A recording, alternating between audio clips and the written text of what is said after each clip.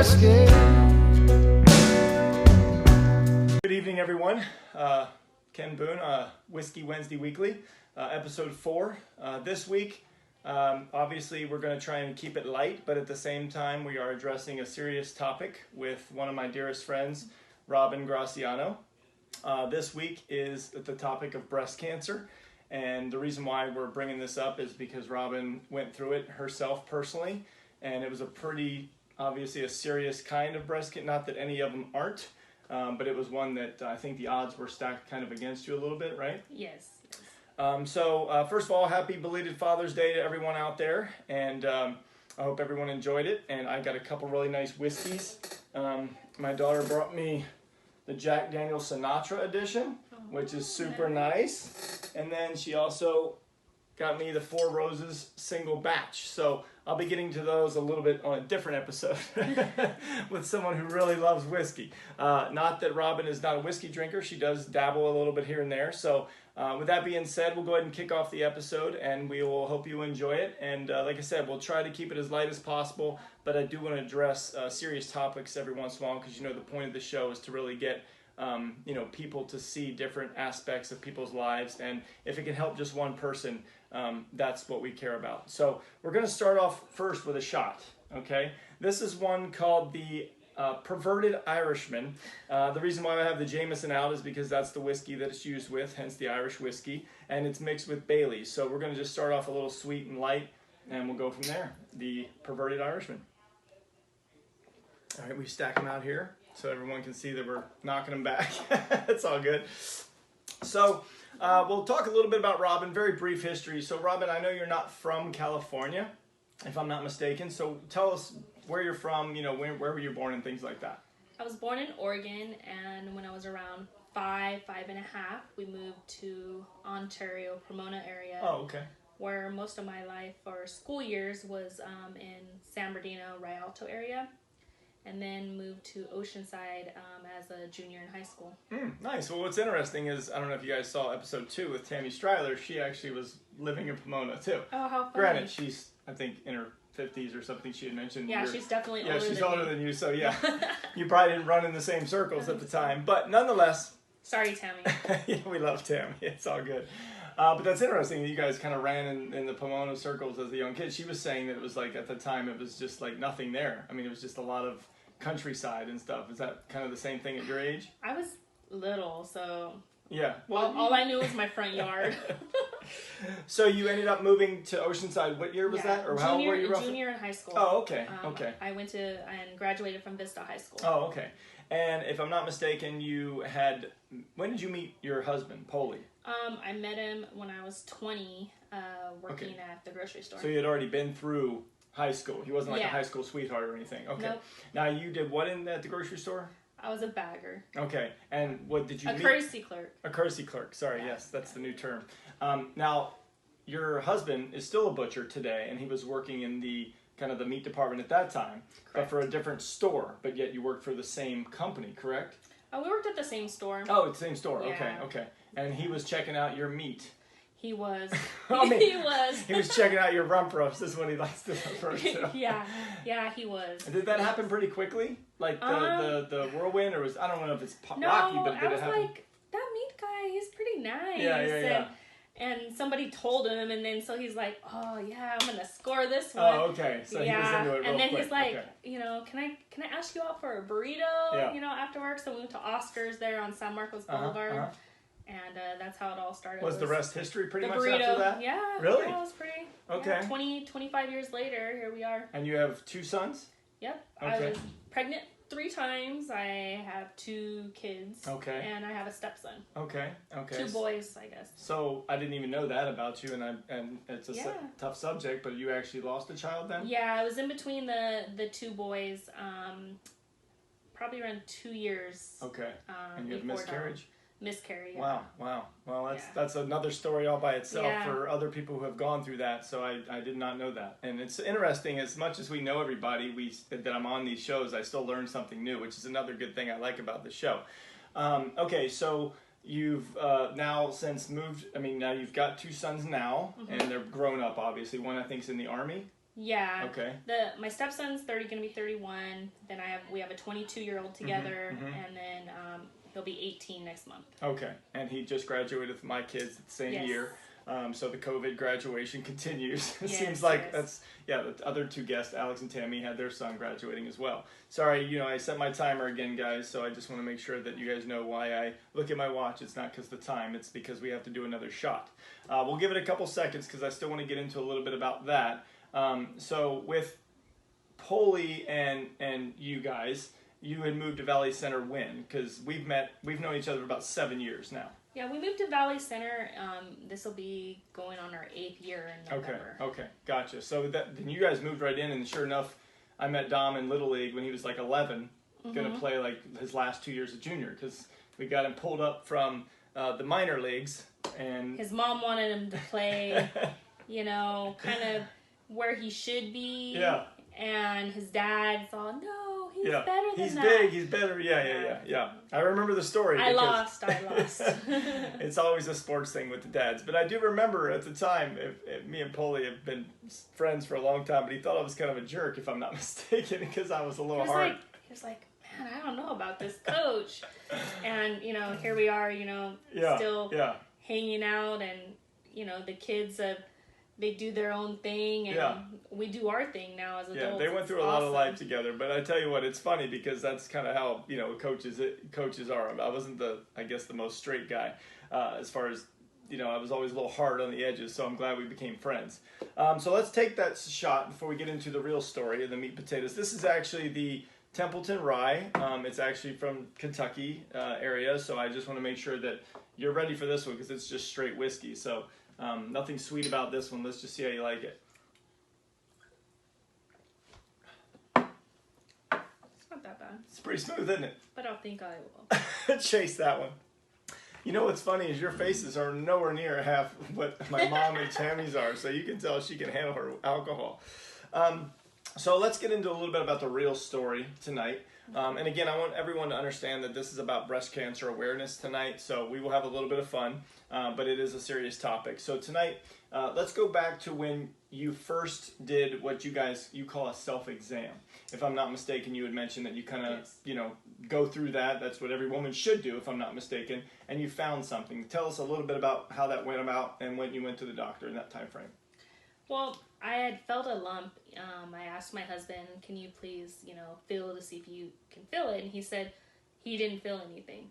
I went to the doctor, and he felt, and he said he felt a little something, but, it wasn't anything he thought to be alarmed. So I had a mammogram done. They did send me back for an ultrasound, and they said nothing to worry about. It's just you have a lot of cysts, which women have. And so she did say, the radiologist actually pulled me into her office and showed me on the monitor before I even left the office. And she did say if it seems to hurt or it grows larger, sometimes they need to be drained or removed. Right. So a year and a half went by. I was a little bit, late on getting my next mammogram. It actually started to hurt. And I told my husband, now it was a little bit bigger. I went in and the doctor had stated, we can go for a mammogram. And I said, well, I don't want to go through what I went through before, having to go back for extra imaging. So I said, can you please, I had an awesome doctor, same doctor, Bracky. Yeah. And I said, can you please do extra imaging and an ultrasound so I don't have to go through this? And I'm the type of person like to pick up my results. Right. So before the doctor even called me, I knew I had a 97% chance I had breast cancer. Oh, wow. Because you saw your results. Yeah. Okay. It goes by BI-RAD numbers. I don't even know what BI-RAD stands for, but I know it's You just knew it goes from that, and it was a number that you didn't like. Yeah. And 4 is 97% chance. Okay. So he called me and said we need to do a biopsy. So I went for a biopsy. I believe it was on a Thursday or a Friday. And they said it could take up to like 5 days. Okay. And that's when I told my mom. My mom's birthday was on a Monday. And I said, Mom, if I get the results today, I am not calling you on your birthday. Okay. She's all, you definitely will. Yeah, moms don't care. They don't care. Right. So sure enough, on my lunch hour, I was getting ready to go to the mall. I get a phone call from my doctor. Mm-hmm. And like, you hear, oh, they shouldn't call you on the phone. But sure enough, I got the phone call. You do have breast cancer. Okay. So of course, the first phone call even though my husband might not know it, he will know. My mom was the first phone call. Right. And I don't think he'll hold judgment to that. I'm sure he understands a little bit. Yeah. And he was at work, he was too. The second. Yeah. I did call him at work. Yeah. I don't even know what was going through his mind at that time. Right. But I did tell my mom. Yeah. And all I wanted to do was to cut him off. Right. And let's see start working it out. Yeah. So let's go back, because I want to hit on that part. So because I honestly, for me, my mother-in-law went through it 26 years ago. I was just dating Mila at the time, so I didn't really know much about it. Plus, I was out in the Navy, so when I found out, I was out to sea, and then I came back, and it was kind of already done, But, my wife is a huge supporter of it. She's been a big... she had the test done where she was checking to see if she had that gene because of her mother.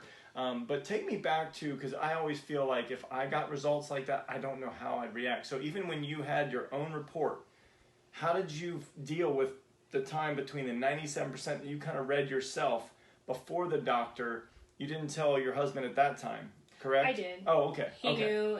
I see. He knew. He hated that I was picking up my reports. I got it.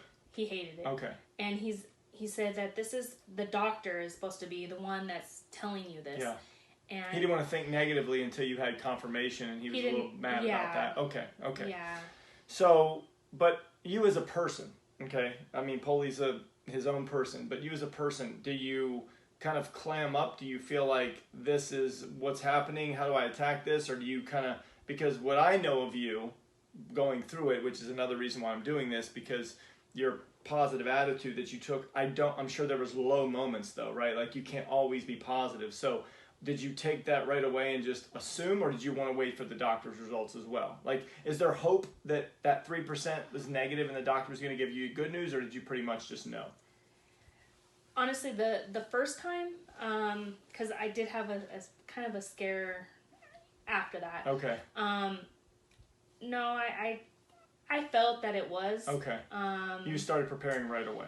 Yeah, and I started Mentally. doing a little bit of research, not knowing what type of cancer I even had. Okay. And having to sit down with my kids. My son, one's in the Army. He was in his MOS. It's called MOS, right? I don't know MOS what training? that is. MOS? Was he in boot camp? No, he was doing his training after. Okay. So he was doing his training, and I ended up FaceTiming or speaker him. I called over my stepson and got my son in the room. This is before the doctor's results or after you got the results? After I got the results. Okay. And to let them all know together. Right. And trying to stay positive for all of them. Right. And say, we can get through this, and, we just need to help. Yeah, it was good, It was... The family had a good support. Well, that's good. That's good. So the timer went off, so we have to do another shot.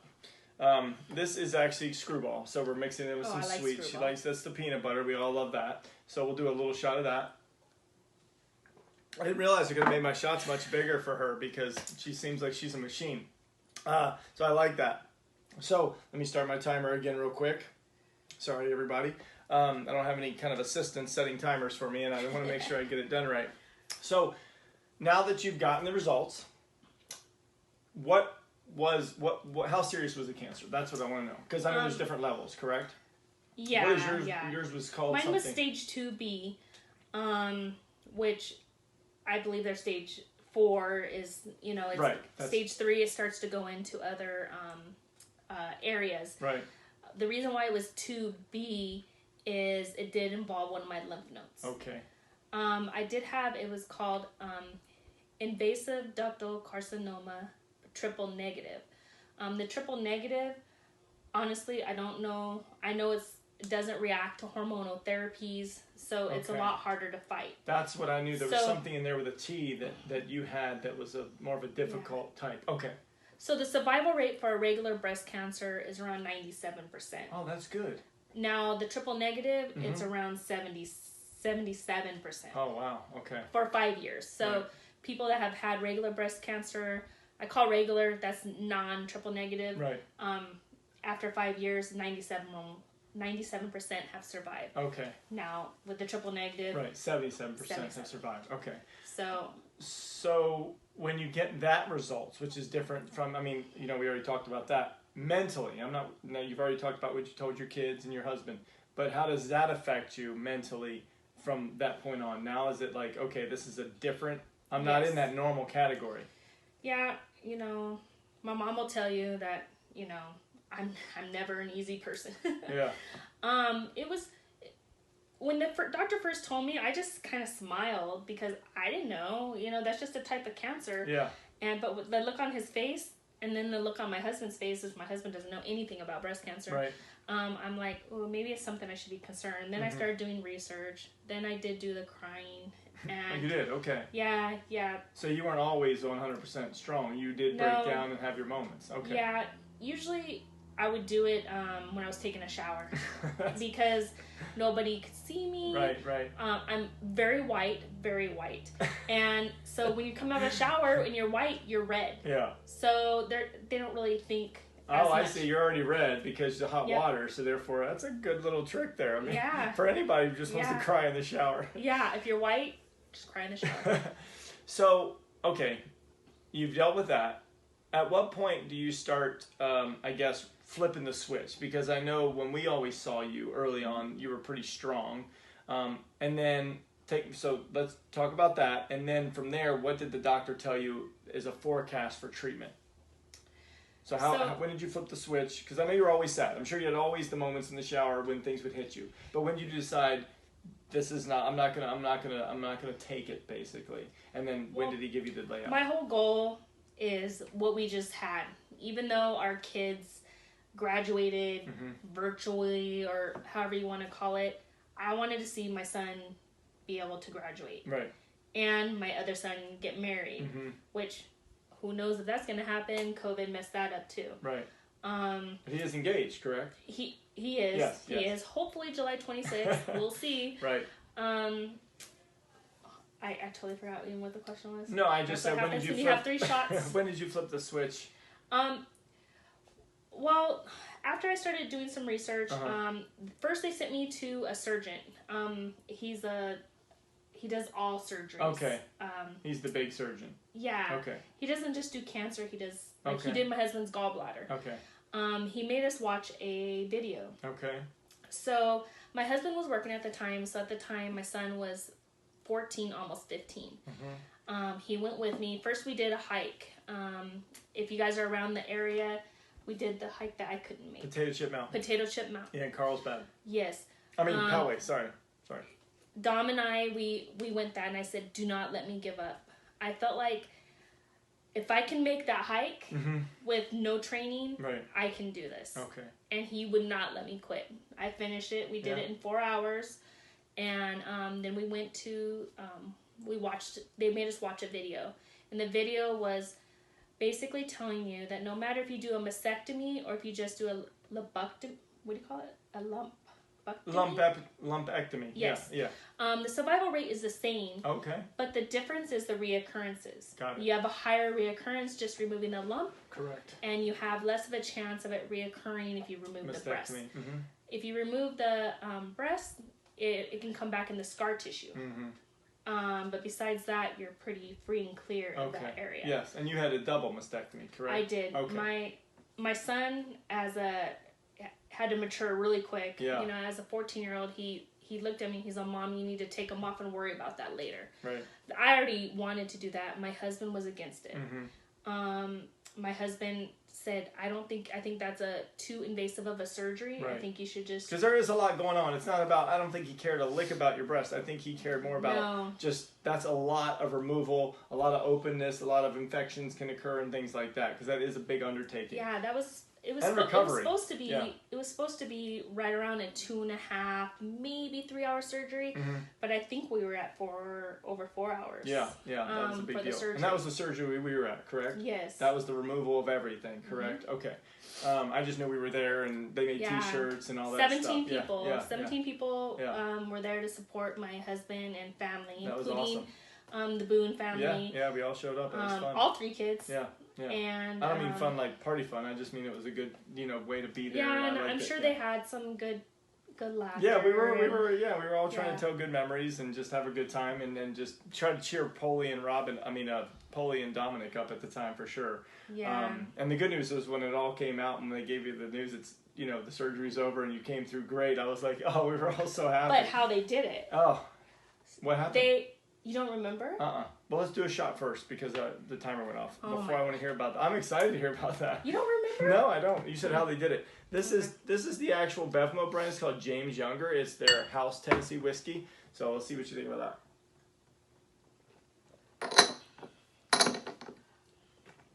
Pretty good? You had a weirder face than I did. Well, it's not my favorite. I'm so sorry. I had it with Mom last week, and it was just not my favorite. But you liked it, huh? It was fun. That's not bad. Yeah, we're gonna have to get you more. So how? Yeah, tell me that story. How they said everything is right. The doctor came out. He was kind of stunned, like, holy crap, there's so many people. Yeah. And he actually pulled my husband into a room. Okay, I do remember that. Yes, okay. And my mom started crying because usually... I know, we're like freaked out, right? Yeah. We're like, why is Polly going to the room? Okay, I see what you mean. Yes, and so then Polly had to stick his arm out and be like, thumbs up. Yes. Yeah. Yeah, that's like, you're like, what happened? Why are we all... I think he was just shocked, like, oh my God, all these people. I know, and he's like, oh, we should probably take that. I don't want to give this news in front of everybody. I get what you're saying. But in reality, we're all freaking out because that's usually what you see on TV is being like, pull him to the side all of a sudden. And I want everybody to know that, having one, the hardest part of the whole journey was actually losing my hair, not losing the breast. I knew I was going to get the breast back. You never know if the hair is going to come back because there's certain chemos that actually, you see on TV that call this number if you haven't grown your hair back. And, well, I want to stop for that because that's a huge... me not being a woman, so I'm not trying to be insensitive, but when you bring that up, she had hair to your butt, if I'm not mistaken. Straight hair to her butt. And to be honest, I'm thankful that you actually cut it because you look 10 times better because you never really did anything with it. That was so hard to do. But I remember you coming to the door to talk to my wife, and she had already cut kind of her hair super short, like a bob at the time, kind of being like, hey, I got to commit. I'm probably going to lose it anyway. And then you went through these amazing stages that the last 2 years that we've been seeing, like all these stages of different colors, different lengths, different choppiness. It was wild to see, and I get what you're saying now when you bring that back, but when you talk about the emotional aspect, why is it that you felt, and this is probably a big self-image thing, not because you have that issue, but you're thinking, breast over hair, why was the hair so much more emotional to you? The breast, like, nobody knew that I wore prosthetics. I had to wear prosthetics for around a year. And after everything was, after everything, it's just how my journey was. Right, not everybody's journey is the same way. The hair, I was sitting in chemo one day, and there was a lady, they would always try to schedule you right around the same time. And there was a lady that I would always talk to we would sit next to each other. And one day she was sitting just one person over. Okay. And she didn't have her hair. And you still had yours at the time? No. Oh, okay. No, you didn't have it either. I didn't have it. Got it. But not until she came over afterwards and she said something to me, I recognized her voice. I did not recognize her. Oh, I see what you mean. And numerous people would see me in the store, and not until I would speak did they even know it was me. Okay. We look at people and we recognize people by their face and their hair. If you take away the hair, you might not even recognize the person. Well, it's interesting you say that because, and I wasn't trying to cut her off, but before we started, she showed me pictures that I had never seen of a photo shoot when she was pretty much at her baldest, right? And God, that's been, what you say, 3 years now? Yeah. 2.5 roughly between that and now. And here I am. You know, Mila, I don't even think has ever seen him. Maybe she has. I don't know. I don't know. But, I would love to show you guys one picture. But what's and we'll let her. But what's awesome. interesting is she's right. I even said, "Is that Robin?" Yeah. So can you zoom in on that a little bit? There you go. So that is an interesting image because you're right. I honestly didn't even recognize you, and I've seen you for so many years. And I was looking right at you when you showed me the picture, and it did not look like you. No. So that's what. Did you start struggling at that point, or you just it hit you at that point when that lady talked to you, or were you already way ahead of that? It was weird because I felt so bad that we sat through. The chemo sessions can be anywhere from mine were in between 3 and 4.5 hours depending on the day. Are you serious? You'd have to sit in a chair for 3.5 to 4 hours. Yeah. Wow. Okay. Yeah. And that's intravenously through a tube, like through an IV? I had a port. Okay. So when I had the original surgery, they put a port so it'd be easy access. Okay. Because your veins can collapse. Mm-hmm. So I did 16 of those. Okay. Yeah, you were, okay, so that's the other thing. So the doctor said, what, 16, what's it called? 16 chemos. And then 28 radiation? I did 27 rounds of radiation. Okay. And doesn't the what kills the hair? The chemo? The chemo. Okay, but the radiation keeps it off, correct? The Or does it chemo start just coming back? makes sure that everything's dead in that area. Right. So it's killing all this stuff. So let's talk a little bit about that process, because I really want to kind of now focus on what your emotions were. Like, the timer went off. We have another shot to do. Dude, we're getting down to the... I know, we're good. We can always do more. This one is Henderson. This one's from a local market. It's from the East Coast as well. Local market? Mm-hmm. Valley Center? Yeah, they sell it. They sell it at the market down here. I've never seen it anywhere else. Isn't that kind of... That one got her. She actually made a who face. Wow, she's really, really hating these shots. Are you even feeling anything? Yeah, you are. Go on. I think you watered them down. I did not. You're just a strong person, I guess. So, what were we even talking about? I have no idea. So the hardest part... Yes, I want to know your ups and downs. There's two kind of hard stories. Let's pretend someone else is asking you who has it, and what would you tell them? The hardest parts and what you went through. And I don't know. I mean, you're not giving them advice because everyone's different. But I'm asking, you have always been positive to me. I have been. You just chose to choose life. I did have those days. I had a coworker where her husband, he was diagnosed with terminal kidney cancer. Okay. And she gave me some advice. That she's all, you're gonna fall down and you're just gonna want to cry. She's all, but you need to get up and you need to continue. This is what I'm talking about. That's good stuff. And you know what? I had those days. You know, it was in the shower. Sometimes it was when my husband, wasn't. One of my big times was my very first chemo. I just wanted to start chemo. They didn't have, my main office was San Marcos. They didn't have any available for like 2 weeks, and they said, well, we can get you into Encinitas. So I said, okay, Encinitas, wow, that's a nice area. It's going to be nice. Right. Oh, no, it was horrible. I felt like I was a cow packed into like a small arena, and I was sitting right next to a person that was basically throwing up inside of a little...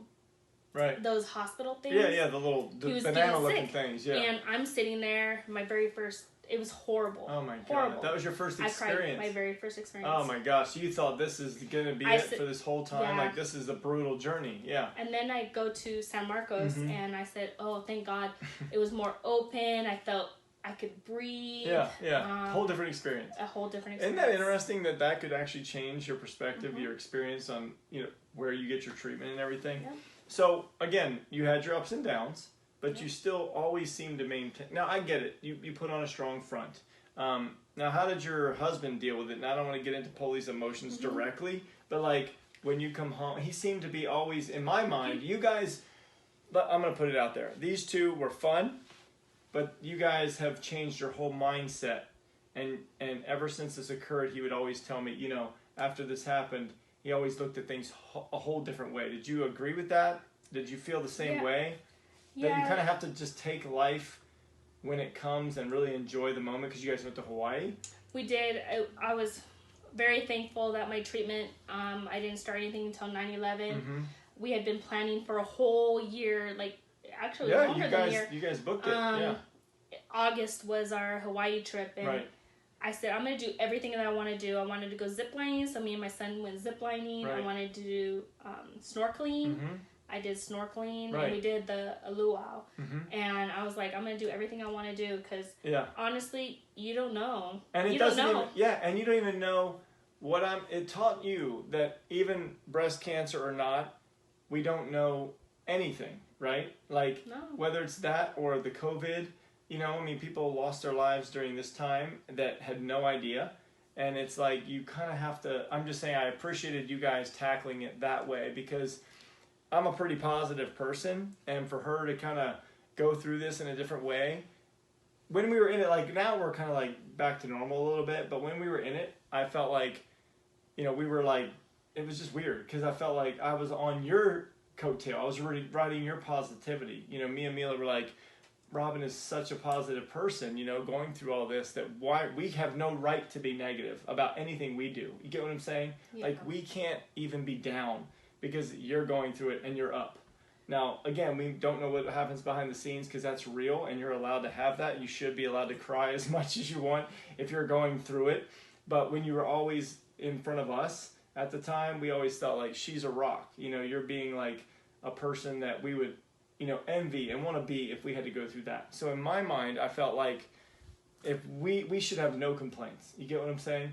We shouldn't cry, we shouldn't bitch, complain, or anything if someone that's going through that stays positive. So that's why, kind of like you were during that time, it was pretty cool to kind of see that, and that's why I wanted to have you on, because I felt like your positivity was so amazing during this whole time that, some people just let it beat them. And I'm not saying that everyone out there does, but I feel like some people do get defeated. Well, I think with Pulley, when Mm-hmm. it comes to Pulley, he told me after the fact that if I wouldn't have been so strong, he doesn't know what he would have did. Or if I would have been so sick. Mm-hmm. I mean, I did have my rough days, Of course. during chemo. Even radiation, everybody thinks radiation is so easy.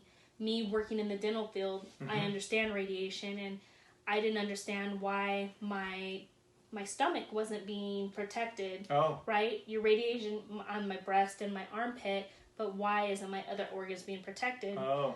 And I think because they knew my background, they actually had me sit down with a physicist, and which was awesome. He took the time to explain to me. He's all, if we put a vest on your stomach, Mm-hmm. that radiation could bounce off the vest, hit another organ, Wow. and damage an organ. Seriously. He's all, we're so precise. I thought that just the radiation doctor, right? The radiation doctor's the one that, deals with all this. No, she just puts in the plan. It's the physicist that actually, he does all the measurements, everything like that. Like, I have 3 tattoos to this day, pinpoint, one on each side Right. and one in the center, so they can always line me up in the same area Yeah. each and every time I had radiation. Wow. It was crazy. I cried because I wasn't sure if I wanted to get radiation. Yeah. And they told me that they recommended it because I had the triple Yeah, negative. it was kind of necessary. Now, how Yeah. long did that whole process, from beginning to end, the whole treatments take? I told my doctor I was going to be out 6 months. I was out 6 months to the day. I returned back to work a day after my last chemo. Wow. And how long have you been clean and free from cancer? In July, it'll be 3 years that I was diagnosed. I it have seems had like a that. couple scans where I had to go back and repeat because of some lymph nodes on like my collarbone. Okay. I did have a brain scan because of headaches, but everything's came out Everything's clear. good. Okay. And then you decided to have some reconstruction. Yeah. I started the reconstruction process the December, like a year and 3 months after I had the mastectomy. And I've had total of, I know it sounds like a lot, from the mastectomy to now, which is just like 4 weeks ago I had surgery. There's been 5 surgeries. Oh, okay. Well, I mean, that's what happens. I mean, it's a part of the thing, but I'm not even laughing. It's just like, I have a hard time not... He's all, what surgery are you having now? No. That's what you asked I'm me having last time. a hard time being so overwhelmed by the word cancer, like you're throwing it out there, and it's such a scary disease. But the fact that you're like, the last time I had, it's like, it's such a weird thing because all I'm saying is the people who have been through it understand it. People who don't. It's one of those diseases that if you haven't been through it, you can only appreciate someone who went through it, but you can't really understand because it's untreatable. I mean, you can survive, but it's not like there's some magic pill, is what I'm saying. And every single person's journey is different. That's what I understand. Yeah. I have a person. She's like my cousin who's diagnosed with the same triple negative cancer, really? And now they do things a little bit differently. Right. So just 3 years ago. Wow. She had now. I switched to UCSD just because I felt like they were more aggressive on my treatment, great and I said, comfort. I need to do what's best for me. But my doctor now even says, I wish you would have did chemo first, then the chemo, surgery, and then radiation. Oh, okay. And the reason why they do it that way is because they want to see how your tumor reacts to the chemo. Right, like does it shrink and all that? Yes, because actually it can grow. Oh. I have a support group that many of them have grown. Oh, wow. And same thing with my cousin. I call her my cousin. Oh. Hers grew, so they said, we're stopping chemo. Got it. We're going to switch a different chemo and then do surgery. Okay. So, but, I got to just be blessed that I, as of now, with what type of treatment that my doctor chose for me, that I am cancer-free. It's worked, yeah. I will have another scan in September, and hopefully everything will be positive. That's amazing. Well, we're going to do one more shot, and then we're going to ask Robin to speak about her mission that she's been doing for the cancer victims. And this is Southern Comfort. It's pretty much the smoothest one you can get without mixing. Just like it. It's very sweet, very smooth. So with that being said, let's talk a little bit about what you've done. She's not like out there beating the streets or anything, but obviously did you do the breast walk, I think? I did. Mila and we did through Michelle's place in Temecula. My sister-in-law, she said, you should talk to these, group of women. And so even though it's kind of far from where I live, we did the breast walk last year. Right. This year they're doing a virtual walk. I know, it's tough. It's so weird. It's so weird. I've done virtual runs, virtual Spartans, and it's just not the same. I don't know. But talking about, so you, and I'm not saying other people shouldn't, but you've given back, right? You did that. Yes. And then, so Robin has decided to, what she's done through her, I guess, your own experience, the things she needed, the things that she felt were important going through chemo, correct? Correct. Go ahead, sorry. Go ahead. No. What did you do? You decided one of my two people, one person from my husband's work, and then another was a family friend, gave me things to help me that they have gotten information from their friends who went through it to get through chemo, which was like a chemo bag. So it had like lotion, different things in it. So I decided on my 1-year anniversary, I made my work, I work at Kids Care Dental, go Kids Care. I made them lunch, and then I asked all of them if they could help me. I wanted to make at least 10 bags at that time. So I'll kind of get out what the bag. Yeah, no, it's fine. This is what we're about. So, I give everybody a bag, a blanket. Everybody... When we go to chemo, sometimes because they're flushing us with so much fluid, you're cold, you're hot, you don't know what you are. A blanket always comes in handy. And so somebody had given me a blanket, and I promise you that blanket went with me every single chemo. Yeah, I can imagine. So a word puzzle book because you get bored. Not everybody has somebody to go with them each and every time. Okay. And you can drive yourself as long as you're not giving, Benadryl or something. Here, I'll take that for you. All right. Obviously, 3.5 hours, you got to do something. So, like a water bottle to keep hydrated. Believe it or not, chapstick, because you actually lose a lot of fluid. That's why you want to stay hydrated. So you want to keep everything... Can I ask you how much fluid you have to drink? Like a normal, we're supposed to drink half our body weight. What are you supposed to drink when you're going through all that? You know what? They didn't really say, but they said you need to make sure the faster you can drink water.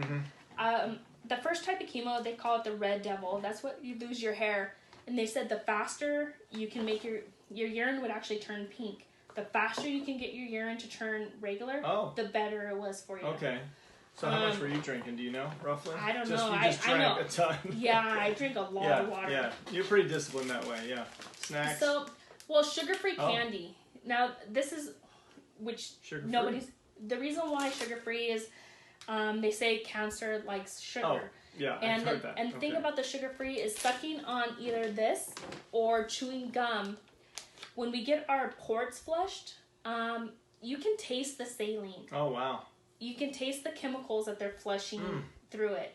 And so somebody gave me the tip, if you chew gum or suck on mint or have a piece of candy in your mouth, you're not going to taste it. Right. I promise. And you get nauseous. I got nauseous unless I've heard I do that this. for sure. Yeah, no, I know that for sure.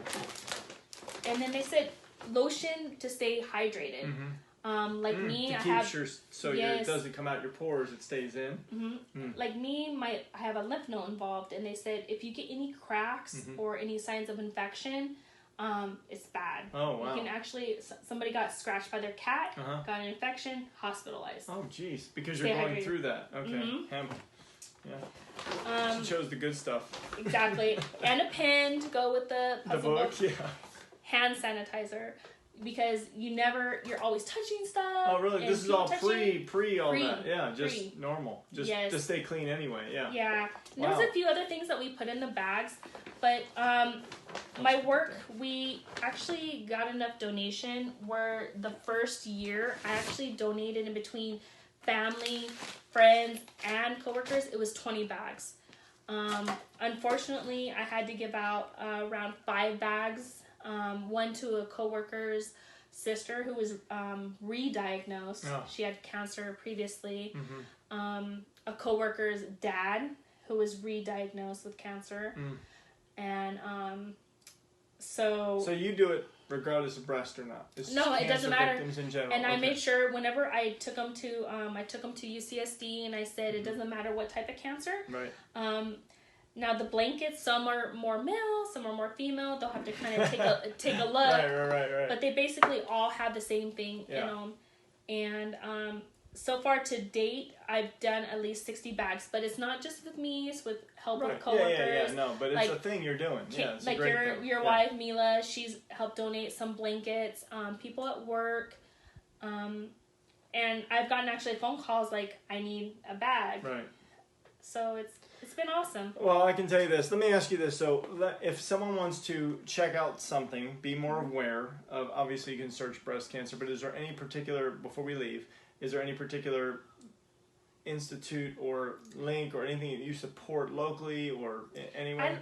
Well, Michelle's Place now doesn't just do breast cancer. They do all cancers. Michelle's Place now. And Temecula. So if you Google that, it'll come up and you can research, Google, they're on donate. Facebook. They're on, Yeah, it's pretty everywhere. much easy to find that, but I wanted to know the name. So Michelle's Place now. Okay. Yeah. Is there any of your favorite tonight? Other than the only mix, so I can't make the last one was good. Okay. And so was the peanut butter. Okay, which one would you rather do as a closeout shot? This is the first time we've ever done it. Okay.